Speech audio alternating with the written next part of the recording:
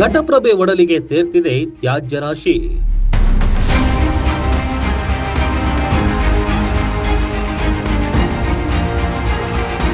ಮೊದಲ ಭಾಗದ ಜನರ ಜೀವನದಿ ತಾಯಿ ಘಟಪ್ರಭೆ.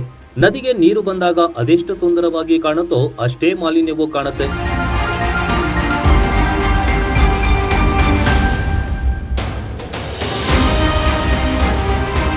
ನದಿಯಲ್ಲಿ ಬೇಡದ ವಸ್ತುಗಳೇ ಹೆಚ್ಚಾಗಿ ಕಾಣಸಿಗುತ್ತೆ.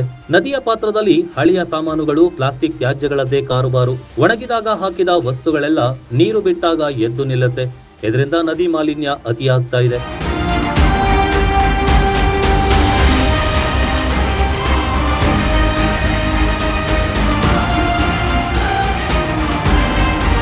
ಮೈಸೂರಿಂದ ಕೆಲ್ಸಕ್ಕೆ ಬಂದಿದ್ದೋ ಮುದೋಳ ಅಂತ. ಇಲ್ಲಿ ಬಂದರೆ ನಾವು ಇಲ್ಲಿ ಬಿಡ್ಸ್ ಕೆಲಸಕ್ಕೆ ಅಂತ ಬಂದು ನೋಡೋಣ ಅಂತ ಬಂದಿದ್ದೋ. ಬಿಡ್ಸ್ ಕೆಲಸ ಸ್ಟಾರ್ಟ್ ಆದಮೇಲೆ ನಾವು ಇಲ್ಲಿ ಸ್ಮೆಲ್ಗಾಗಿ ಕ್ಯಾನ್ಸಲ್ ಮಾಡಿದ್ದು. ಕೆಲಸ ಮಾಡೋದ್ರಿಂದ ಅವ್ರಿಗೆ ಅನುಕೂಲ ಆಗಲಿ ಅಂತ ನಾವು ಕೆಲಸ ಮಾಡಿಕೊಟ್ರೆ ಈ ಥರ ಸ್ಮೆಲ್ಲಿತ್ತು, ಜಾಸ್ತಿ ಸ್ಮೆಲ್ಲು. ಈ ಥರ ದಯವಿಟ್ಟು ಯಾರೂ ಮಾಡಬೇಡಿ. ನದಿ ಒಳಗಡೆ ಕುಡಿಯೋ ನೀರು ಇರ್ತದೆ, ಒಬ್ಬೊಬ್ರಿಗೆ ನೀರಿಲ್ದೇ ಸಾಯ್ತಾ ಇರ್ತಾರೆ. ಅಂಥದ್ರೆ ಇಂಥ ಅನುಕೂಲ ಇರುತ್ತೆ ನಿಮಗೆ. ಈ ಥರ ಮಾಡಿದ್ರೆ ಯಾವ ಥರ ಹೇಳಿ ನೀವೇ. ಸ್ವಲ್ಪ ಗಲೀಜೆಲ್ಲ ಈ ಕಡೆ ಹಾಕಬೇಡಿ. ವೇಸ್ಟೇಜ್ ಅಂತ ಬರ್ತದೆ ಗಾಡಿ, ಆ ಗಾಡಿಗೆ ಹಾಕಿ. ಪ್ಲಾಸ್ಟಿಕ್ ತ್ಯಾಜ್ಯ, ಹಳೆಯ ಬಟ್ಟೆಗಳು, ಮನೆಯಲ್ಲಿನ ಅನುಪಯೋಗಿ ಹಾಸಿಗೆಗಳು, ದೇವರ ಫೋಟೋ, ಭಗ್ನಗೊಂಡ ಮೂರ್ತಿಗಳು ನದಿಯಲ್ಲಿ ಕಂಡುಬಂತು. ಇದು ನದಿಯೋ ಅಥವಾ ತ್ಯಾಜ್ಯ ಹಾಕುವ ಗುಂಡಿಯೋ ಗೊತ್ತಾಗ್ತಿಲ್ಲ.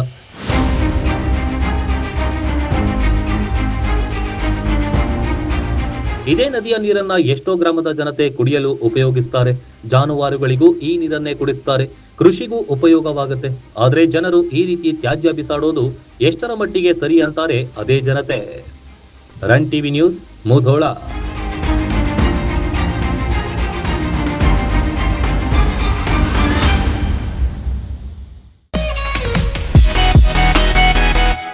ಮಕ್ಕಳ ಭವಿಷ್ಯದ ಏಳಿಗೆಗೆ ದಿ ಬೆಸ್ಟ್ ಸ್ಕೂಲ್ ಅಂದ್ರೆ ಅದು ಪದ್ಮಾವತಿ ಶಿಕ್ಷಣ ಸಂಸ್ಥೆ. ಪದ್ಮಾವತಿ ಇಂಟರ್ ನ್ಯಾಷನಲ್ ಸ್ಕೂಲ್ ಹಾಗೂ ಸೈನ್ಸ್ ಅಂಡ್ ಕಾಮರ್ಸ್, PU ಮತ್ತು ಕಾಮರ್ಸ್ ಡಿಗ್ರಿ ಕಾಲೇಜ್ ಮಕ್ಕಳ ಬಾಳಿಗೆ ವರದಾನ.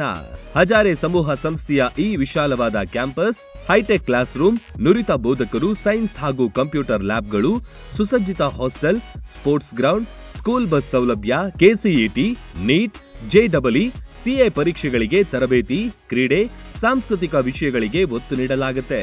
ನರ್ಸರಿಯಿಂದ ಡಿಗ್ರಿ ತನಕ ಒಂದೇ ಸೂರಿನಡಿ ಶಿಕ್ಷಣ ಪಡೆಯುವ ಸದಾವಕಾಶ.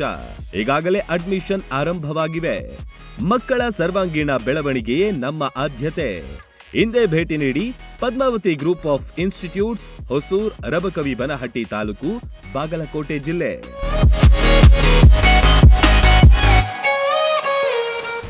ರನ್ ಟಿವಿ ನ್ಯೂಸ್ ವಿಡಿಯೋಸ್ ನೋಡಲು ಸಬ್ಸ್ಕ್ರೈಬ್ ಮಾಡಿ, ಬೆಲ್ ಐಕಾನ್ ಪ್ರೆಸ್ ಮಾಡಿ.